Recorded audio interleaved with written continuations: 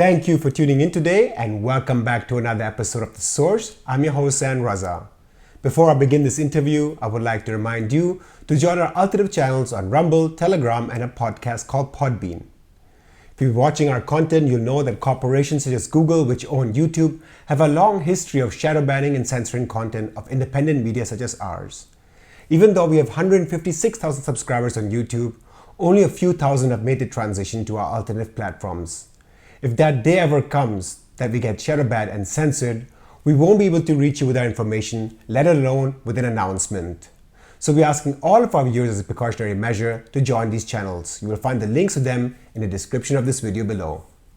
Today I'll be talking to independent journalist and lawyer Dimitri Lascaris. As a lawyer, Dimitri specializes in class actions, human rights, and international law. He's also the founder of the YouTube channel Reason to Resist. Dimitri, welcome back to the show. Always a pleasure, Zane. Thank you for having me again. Let's start with the latest developments in the war in Ukraine. During the election campaign, Donald Trump was quite optimistic about ending the war in Ukraine and even stated that he would do so within 24 hours of taking office. However, since assuming office, ending this war appears to be very difficult for his administration. The US announced this week that Ukraine and Russia had agreed to halt military strikes on ships in the Black Sea. However, the Kremlin responded by stating that this agreement would not go into effect until Russia's state bank was reconnected to the international payment system, also known as SWIFT.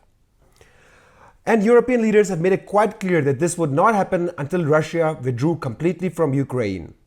The US had also announced that both sides had agreed to halt the mutual targeting of each other's energy infrastructure. However, Ukraine has reported that Russia continues to carry out drone attacks, including on its energy infrastructure, undermining the agreement. Just today, it was reported that Russian President Putin is proposing that Ukraine be placed under the temporary administration of the United Nations and other countries until new elections can be held. In essence, he is questioning the legitimacy of Ukrainian President Volodymyr Zelensky as a credible representative of the Ukrainian people. Before we look at Putin's proposal, let's first talk about the agreement to stop the attacks in the Black Sea and on energy infrastructure. It seems that the Trump administration is taking a step-by-step approach, tackling one problem at a time in the hope that it will then spill over and solve the bigger problems such as NATO and territorial issues at some stage. What do you think of this step-by-step approach? I think that Trump is caught between a rock and a hard place because in order to end the war, which he promised to do within 24 hours, repeatedly when he was running last year in the US presidential election, he would have to meet certain core demands of the Russian Federation, which has unquestionably the upper hand on the battlefield. And that's really what is driving the negotiating positions of the parties. One of those core demands is that Ukraine must cede to Russia 4 oblasts in the southeastern part of Ukraine, plus Crimea. And the West must recognize Russian sovereignty over these territories. Trump has given absolutely no indication that he's prepared to do this. He has not put a plan on the table. As far as we know, we aren't privy to the private discussions, but it seems he's put no plan on the table which would accommodate that demand. Then, of course, there's the question of NATO. Russia has been absolutely adamant that Ukraine cannot be a part of NATO. But Zelensky continues to insist that his country be either permitted to join NATO or be given security guarantees, as he puts it, which would be the equivalent of NATO membership. It would be a guarantee from the United States military that it would come to Ukraine's defense if it were attacked. So unless and until he addresses these core demands, everything else, Zane, is window dressing. Even if these two 30-day ceasefires, one relating to the Black Sea and one relating to energy infrastructure, were to come into effect and were to be respected, the war would continue, and it has continued at the same level of intensity. If one follows the reports from the battlefield from independent sources, one would have concluded long ago that Russia is winning the war decisively. The most recent success they had on the battlefield was they expelled Ukrainian forces, tens of thousands of them, from almost all of Kursk. The Ukrainian forces tragically suffered huge losses in men and materiel in that escapade, which was a debacle of epic proportions. But this is just the latest in a series of battlefield successes. And unless and until the West takes into account that Ukraine cannot win this war, then all of this is just window dressing, I'm sad to say.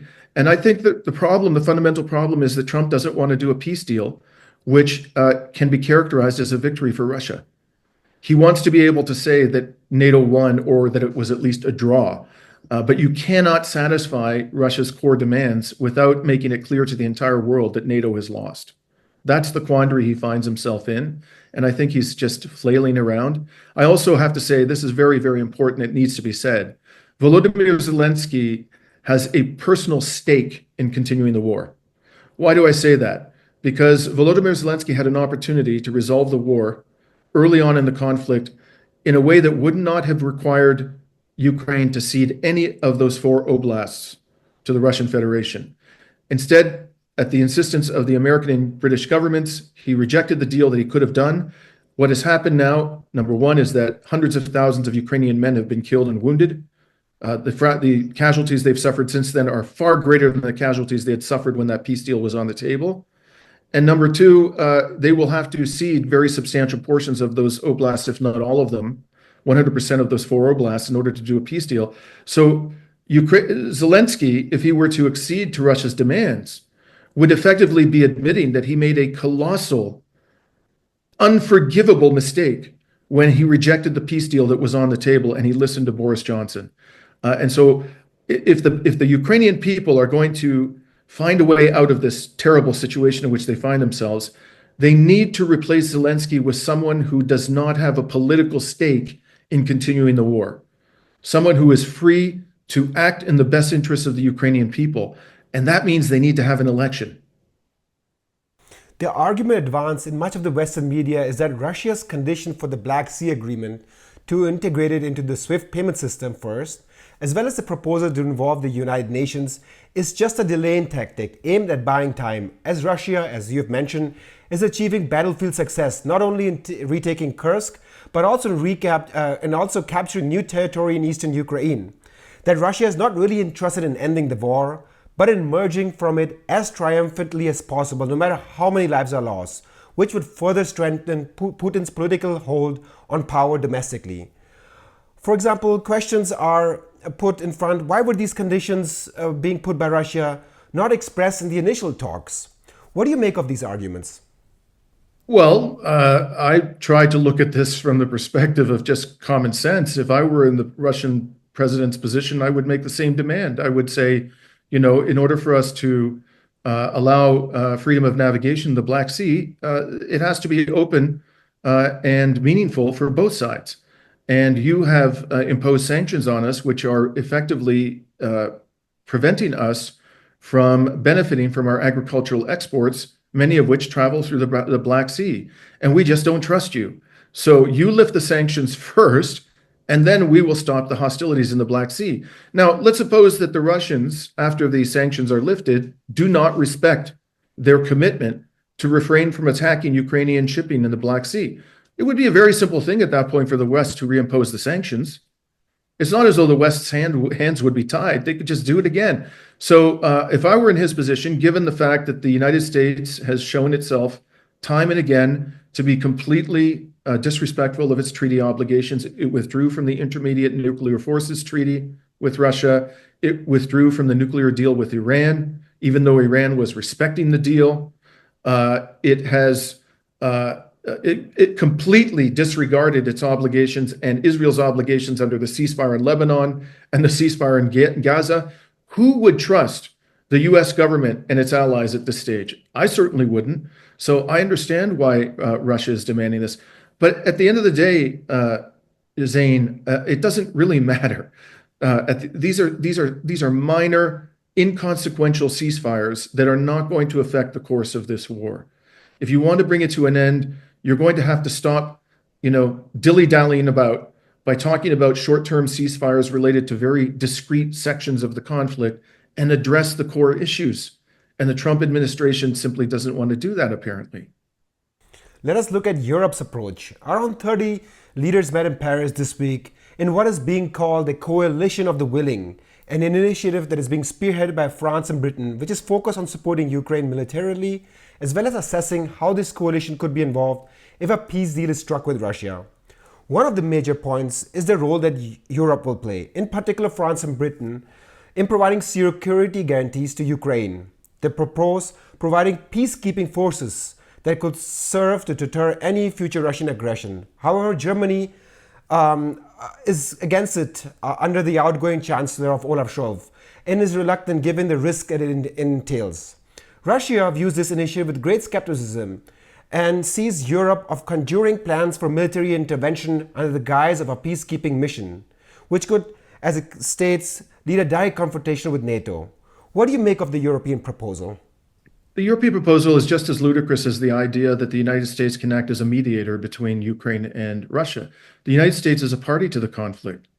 The United States has been providing real-time battlefield intelligence. It's provided tens of billions of dollars of weaponry to Ukraine. It has provided training to tens of thousands of Ukrainian soldiers. It has imposed sanctions that were intended to destroy the Russian economy. And that's precisely what Europe has done. I mean, who are we kidding here? The European military forces can be trusted to act as peacekeepers, as neutral arbiters in the line of contact. That's absurd. You know, if you want to send in United Nations peacekeeping forces from countries that have not had any involvement in this conflict on either side, that would make sense. But the Europeans, I think, they must think that the Russians are insane to accept any such proposal. They are not neutral parties in this. They're in no position to act as peacekeepers. They are co-belligerents. And by the way, Zain, I don't believe for one second that they will send their forces in there because their forces are going to get annihilated. All of this is just flailing about. The Europeans are failing to come to grips with the fact that they have lost this proxy war. They refuse to accept that reality. And the tragedy of this is the people who are suffering the most as a result of their obstinate refusal to accept the reality are the Ukrainians themselves, the very people whom they claim to want to protect.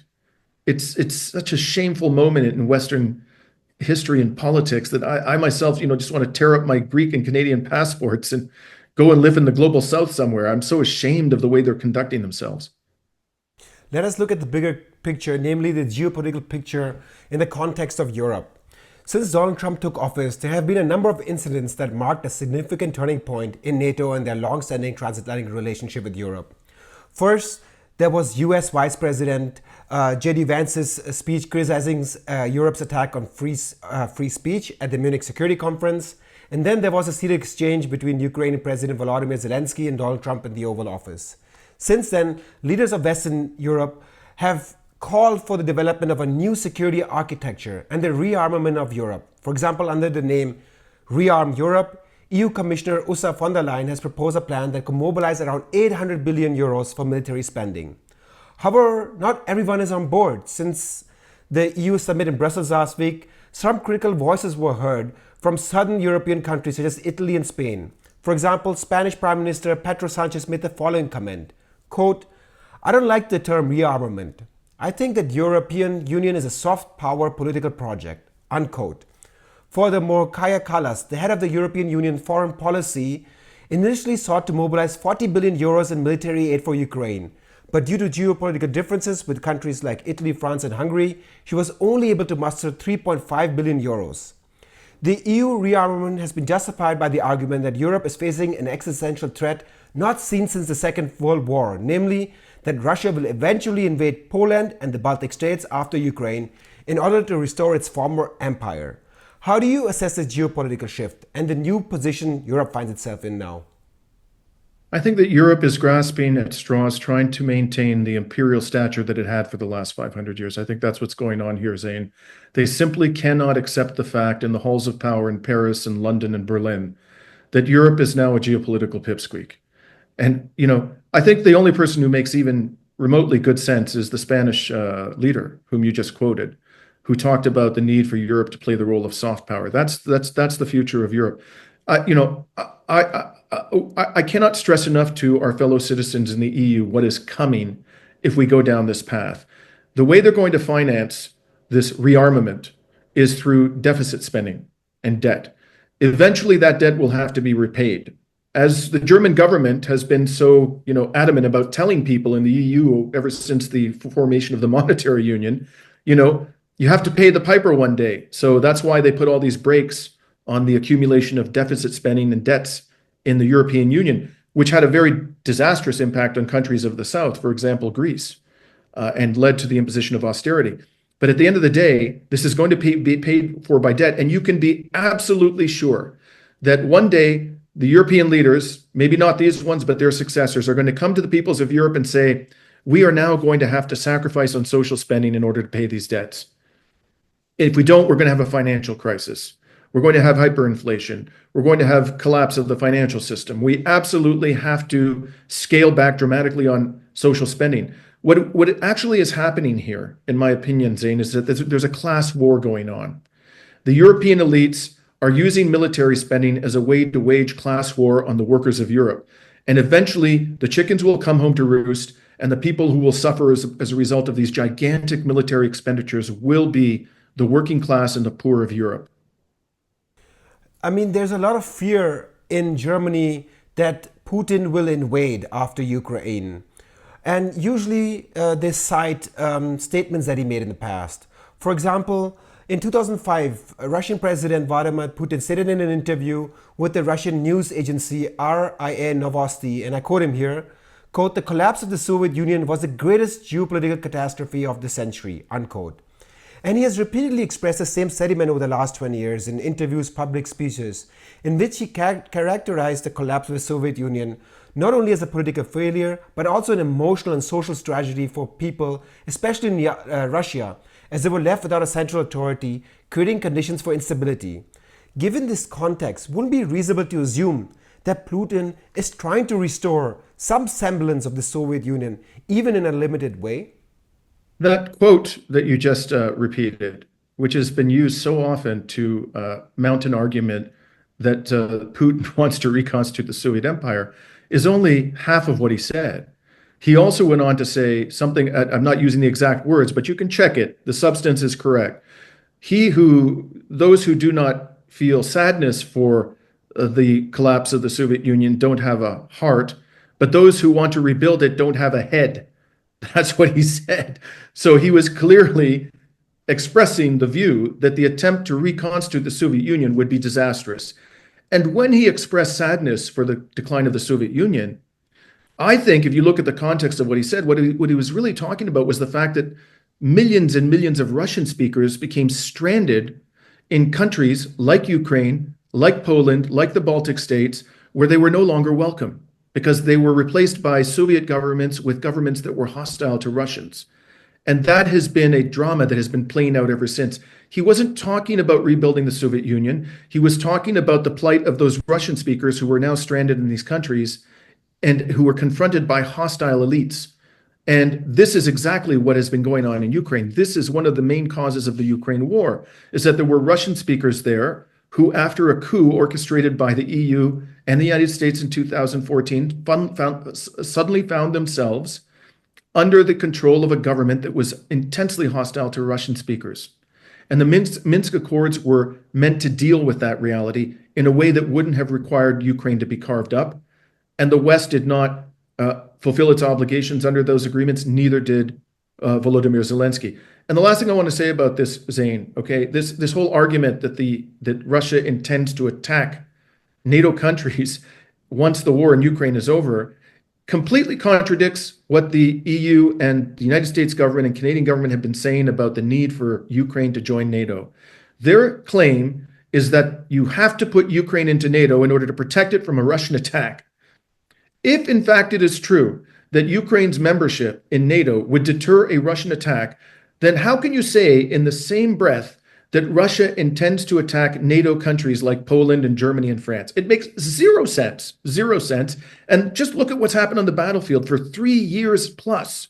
The Russians have lost tens of thousands of men, probably at this stage in excess of 100,000 killed in action, just to acquire control of about 20 to 25% of eastern Ukraine and Crimea. That's the price they've paid, in addition to the economic costs. And we're to believe that they're so irrational and crazy that after having taken on that burden, they think they can conquer Germany, that they think they can conquer France. I mean, this is ludicrous. And the Russian president and all of the people inside his inner circle have said repeatedly and publicly, it's preposterous. We do not want to go to war with NATO. So I think all of this, as I say, is just a pretext, Zane, very important to repeat this, for waging class war on the working peoples of Europe. And the way they're going to do that is by massively increasing military spending, enriching the executives and shareholders of these military industrial companies, and then using the debt they've incurred to fund military spending to justify the evisceration of social programs in Europe. That's what's coming. And people should realize that now and get out in the streets and demand that this extraordinarily excessive military spending not be pursued by European governments. I want to switch to the Middle East. Tensions have been escalating among Yemen's Houthis, Israel, United States, and Iran. On March 27, Israeli forces intercepted 2 missiles launched by the Houthis from Yemen. On the other hand, the US initiated a bombing campaign against Houthi positions in Yemen starting March 15, and it has intensified over the past weeks. The narrative that we hear by and large in the media in Germany is that the Houthis are a terrorist organization that indiscriminately fires on commercial ships as well as on Israeli citizens. For example, the Tagesschau, Germany's largest primetime news channel, while mentioning US airstrikes against the Houthis on March 16, stated that the Houthis regularly attack commercial ships in the Red Sea, disrupting the global economy. Can you address the validity of this narrative? Well, the Houthis have only attacked ships that they say are complicit in business dealings with Israel, which is in the process of committing a genocide. And I think the Houthis would very much prefer not to do that. They simply want, and they've said repeatedly, that they will suspend those attacks if Israel respects the rights of the Palestinians in Gaza. This most recent round of attacks on Yemen was precipitated by a warning that was issued by the Ansar Allah government that if Israel did not resume the delivery of humanitarian supplies to the people in Gaza, which they are withholding from them in brazen violation of international law and their obligations as an occupier, then they would resume attacks on those ships that are complicit in supplying Israel with weaponry and other goods during the genocide. Before they even implemented the threat, Trump, the so-called peacemaker, began bombarding the country, which the United States and its proxies have been doing for over 10 years. This has been a relentless, long before there were attacks by the Ansar Allah movement on shipping in the Red Sea. They were bombing the bejesus out of Yemen and were killing tens of thousands of civilians, children and women and disabled persons and elderly, and attacking medical facilities. Through their Saudi proxy, they were doing this as well, and through the UAE. So this is a war that's being waged on Yemen for over a decade for reasons that have nothing to do with terrorism. The real terrorists are those who have turned Gaza, as Donald Trump described it, into a demolition site and killed in excess of 17,000 Palestinian children.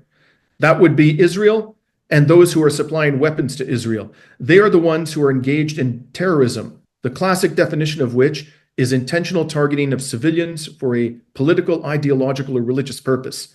It's very clear that the political, ideological, and religious goal of Israel's leadership is to ethnically cleanse Palestine, and they are targeting civilians to achieve that end. That is squarely within the definition of terrorism. We should be designating the state of Israel as a terrorist entity. They are committing acts of terrorism that far surpass anything that has been alleged against the resistance groups in the region. In addition, a significant security breach, or better put, mishap, recently occurred when high-ranking Trump administration officials inadvertently included Jeffrey Goldberg, editor-in-chief of The Atlantic, in a Signal messaging group in which they were discussing sensitive military operations, in particular detailed plans for airstrikes against Houthis in Yemen. What was particularly interesting was the concerns that US Vice President J.D. Vance raised in the chat, and let me quote him here. Quote, "I am not sure the president is aware how inconsistent this is with his message on Europe right now. There's a further risk that we see a moderate to severe spike in oil prices. I'm willing to support the consensus of the team and keep these concerns to myself, but there's a strong argument for delaying this a month, doing the messaging work on why this matters, seeing where the economy is, etc." Unquote. He goes on to further state that only 3% of US trade runs through the Suez Canal, while 40% is European trade, and that he hates bailing out Europe once again. Defense Minister Pete Hegseth's account responded by stating, quote, "I think messaging is going to be tough no matter what. Nobody knows who the Houthis are, which is why we would need to stay focused on 1. Biden failed, and 2. Iran funded." Unquote. In your view, what is the significance of this exchange? Some have said that J.D. Vance proved himself by that commentary to be the adult in the room. Well, he certainly showed more restraint and reflection than anybody else who was involved in that conversation, particularly Mike Waltz and Pete Hegseth. But even J.D. Vance, if he was actually acting in a manner that was principled, what he would have said is the reason why Ansar Allah is resuming these attacks is because Israel refuses to provide humanitarian aid to the Palestinian people, and it is in the process of committing a genocide. So the way we can avoid any further bloodshed in the region is to compel Israel, which we easily can do because we are providing all the weapons, to provide humanitarian aid to the people of Gaza and to stop bombing Gaza. If he was truly the adult in the room, it's a sad state of affairs when the person who is most rational in the inner circle of Trump only thinks about, the price of oil and how this is going to look to the public, but doesn't actually give serious consideration to the basic human rights of the Palestinian people. The rest of them were absolutely indifferent, obviously. They couldn't care less about the basic rights of the Palestinian people. But at the end of the day, what this shows to us, Zane, is that this whole idea that Donald Trump is a peacemaker who aspires to win the Nobel Peace Prize during his second administration is a crock. It is complete nonsense. He is escalating these wars. He's done absolutely nothing of any real significance to end the war in Ukraine. We've heard a lot of talk about it, but the battle continues at the same level of intensity. There has been no real reduction in the hostilities in Ukraine, and he's escalating the conflicts in West Asia, and I think with a view ultimately to waging war on Iran. This is a stepping stone to waging war upon Iran, and that'll be the most catastrophic war that West Asia has seen in, I think, our lifetimes, and it may well be the most catastrophic war that the world will have seen since the end of World War II. Let us move to Gaza, where more than 50,000 civilians have been killed since Israel's assault began on October 7, 2023.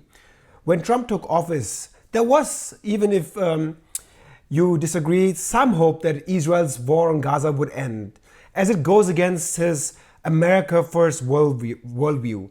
For example, shortly before he took office, it was reported that Trump played a crucial role in brokering a ceasefire in January, which we know recently collapsed on March 18. And let me provide some facts before the collapse happened. On March 2nd, Israel imposed a blockade on the Gaza Strip, halting all humanitarian aid, including essential supplies, with the aim of pressuring Hamas to agree to the conditions of extending the ceasefire, in particular, the release of more Israeli hostages. On March 18th, the ceasefire collapsed, and Israel resumed its assault on Gaza, which included airstrikes and a ground invasion. So far, around 800 civilians have been killed, 1,900 injured, and more than 142,000 people have been displaced. Israel provided two reasons for ending the ceasefire. First, Hamas's refusal to release more hostages before negotiations to end the war began. And second, the fact that Hamas was preparing a new attack on Israel, which US also supported. Basically, US also supported this reason. These reasons are often cited by Western media. How do you assess these two reasons? Are they valid? My friend, you've left out a critically important fact. And the critically important fact is that under the ceasefire agreement, which Israel signed, on the final day of the first phase of the ceasefire, it was supposed to begin withdrawing from the Philadelphia corridor, which is the narrow strip of land along the border between Gaza and Egypt. And it was supposed to complete the withdrawal of its forces within 9 days. Okay? This is critically important. First of all, because this is occupied land. And as the International Court of Justice ruled last year, the occupation of Gaza and the West Bank is illegal. So independently of any agreement that Israel may have struck with Hamas, they have an obligation to withdraw from the Gaza Strip and from the West Bank and to end the occupation, to end the control of its airspace, to end the blockade, to end the control of the borders. So they don't even, the Palestinians don't even need to invoke the ceasefire agreement, but they entered into a ceasefire agreement, the Israelis, which required them to do that. Several days before the end of the first phase, the Israeli officials began going to the press and saying, you know what, we're not going to withdraw from the Philadelphia corridor. Nope. We know. We signed the agreement. So what? We don't care. We're not going to do it, but we are going to demand that Hamas continue to comply with its end of the deal by releasing more of the hostages. So basically, Israel just said unilaterally, we're going to rewrite the terms of the agreement. And if Hamas does not accede to us tearing up the agreement we signed and forcing them to new terms, then we're going to starve the civilian population of Gaza. That's what happened. And the West allowed it to happen. The Trump administration was supposed to enforce that deal. It easily could cause Israel to enforce that deal. This is all about Israel's refusal to respect a clear, unambiguous ceasefire agreement that it signed. And that's how we got to this point. And it's quite clear, Zain, if you look at the commentary in the Israeli media over the last several months, that Israel never had any intention of going to the second phase of the ceasefire. It was widely reported that Netanyahu had given assurances to Ben-Gvir and Smotrich that there would be no second phase, and that after they got a limited release of hostages, they would begin bombing Gaza again. They would resume the genocide. This was entirely foreseeable. That's what's going on here. And again, it's just absolutely disgraceful that rather than use their leverage over Israel, Western governments, to force it to comply with its obligations, not only under the ceasefire agreement, but under international humanitarian law, they have decided to escalate the war against the Yemeni people who have suffered so much over the last 10 years. It's just a terrible, terrible statement upon the total lack of principle and ethics. And this goes back to what I said, on the part of Western governments. This goes back to what I said at the beginning when we were talking about Ukraine. Why would any government trust the West? These people are agreement incapable. I mean, no wonder, Vladimir Putin, it's not just Vladimir Putin, the Chinese government, anybody in West Asia trying to do a deal, the Iranian government, they're looking at the Americans and Europeans and they're saying, you people simply can't be trusted to respect your agreements. And that's a very, very dangerous place for us to be. During the entire phase of the hostage release during the ceasefire between Israel and Hamas, I followed the German media quite closely. When it came to Israeli hostages, the media took a strong qualitative approach, in my opinion, and correctly so, by emphasizing the emotions and suffering of the hostages, families, and so on and so forth. However, when it came to the release of hundreds of Palestinians, they were referred to as prisoners instead of hostages or captives, even though they included hundreds of women and children. We did not observe such a strong qualitative coverage focusing on their treatment and what their family suffered, the grief and pain. Sometimes there was only a brief mention that there were women and children among them, but the focus was on the men that the media claimed were convicted terrorists. Can you comment on this discrepancy in reporting and who these Palestinian captives really are? So the Palestinians are subjected to military law. And it's important to note that settlers who are in the West Bank illegally, as the International Court of Justice has ruled, and as Western governments themselves have acknowledged for decades that the settlements are illegal, they are subjected to Israel's domestic laws, even though they're living in the West Bank illegally. They have no right to be there. They're violating international law by being there, and they get the benefit of a legal system that has relatively robust due process protections, whereas the Palestinians who are living on their own land and are being dispossessed by illegal Israeli settlers have to be governed by a system of military law. Under the military law of Israel, the military of Israel can incarcerate somebody for 6 months under something known as administrative detention without not only ever securing a conviction, but not even charging them militarily or charging them with a crime. And then they can renew their detention for a further 6 months and another 6 months. And so what you have in these dungeons, which, by the way, it's been extensively documented, these Palestinian detainees are being tortured, women and children and men being tortured. Many of these people, not only have they never been convicted, they've never even been charged of a criminal offense. And the ones who've been convicted, Zain, you're talking about a kangaroo court in which the conviction rate is something like 99.5%. Like almost nobody is acquitted in the military tribunals of Israel. It is an absolute joke of a judicial system. And so the operating assumption should be, if we were being fair to the Palestinian people, that the people who are in those prisons are innocent of any criminal activity unless proven otherwise by Israel, which has a long and sordid record of lying. But instead, what the media does is that they presume them to be guilty because Israel put them in prison, therefore they're criminals, therefore they're terrorists, without any scrutiny whatsoever of whatever evidence there may be against them. And oftentimes, as I say, there's no evidence. None whatsoever. Maybe they put out a social media post that the Israelis found offensive, which called for the Palestinian people to resist their oppression. They'll send them to prison for that. A little child, who saw his friend gunned down by an Israeli soldier, throws a rock at an Israeli armored vehicle. They'll throw him into jail, even though there was never any significant risk posed to any of these occupation soldiers. And, some people, simply because they wave the Palestinian flag, they're put into administrative detention. What the coverage of the prisoners' release shows is that Western corporate media are profoundly racist. There's the only way you can explain this, the differential treatment. They're still talking every day about the Bibas children, those 2 young children who tragically died. The evidence suggests that what killed them was an Israeli bombardment while they were in detention with their parents. But the Israeli media or government and military, which have a long record of lying shamelessly, claimed that they were killed with the bare hands of their captors. There's no evidence to back that up. There's absolutely no evidence, and it doesn't make any sense because those children alive would have been a much better way for the Palestinians to secure the release of their own hostages from Israeli prisons. There was absolutely they had no motivation to kill them, and there's no evidence that they did. But looking at the level of bombardment that Israel subjected the Gaza Strip to, it's entirely plausible that those children were killed tragically by an Israeli bomb. And yet all they do in the West is talk about those 2 children and say nothing about the innocent children, far more numerous, who are being held in Israeli dungeons, many of them being subject to what amounts to torture.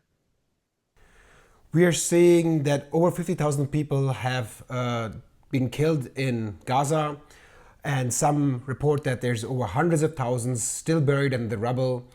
We also saw that the International Criminal Court released arrest warrants against Netanyahu, and the US blocked that in many ways and is now sanctioning the court. Western media is providing a complete different set of account what is happening in Gaza.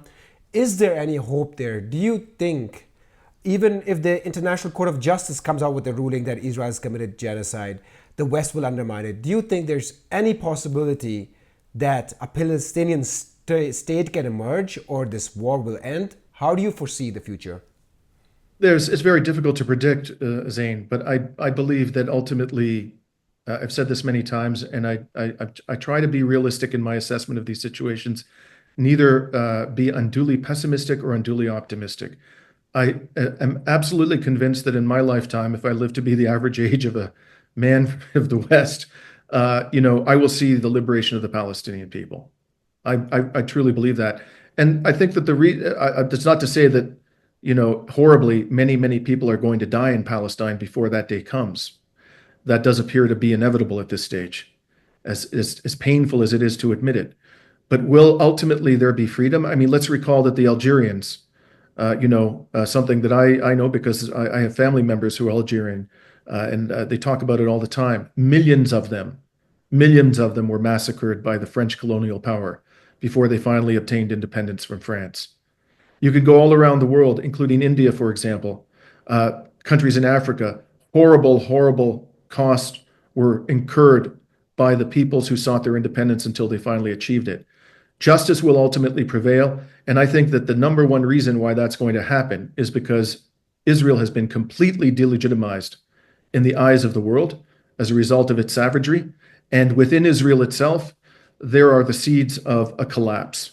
You have Netanyahu now dismissing the former leader of the Shin Bet, the Internal Security Agency, Ronan Bar. The Attorney General objected to this. He's fired her as well.